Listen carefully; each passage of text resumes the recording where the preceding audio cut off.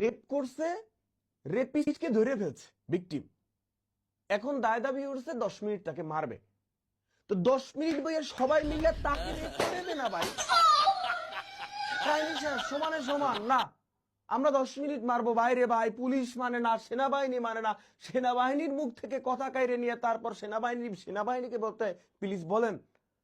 মানে আমি খালি চিন্তা করি, আমি খালা আরে আমি অসমে যাবো, আমি বারবার হচ্ছে কি আবার দরজা লাগাই, বারবার আমি দরজা লাগাই যে আমি ওখানে গিয়ে যে আমি বসবো, আমার মাথার চারপাশে শুধু ঝগড়া কাজ করে যে আমি বসলাম, পানি কেনা, পানি যখন ট্যাপ দিয়ে ছাড়বো পানি কেনা বলে যে তুমি আমাকে পানি ছাড়লা কেন, আবার কেন আমাকে বলে যে তুই পানি জোরে ছাড়লি কেন।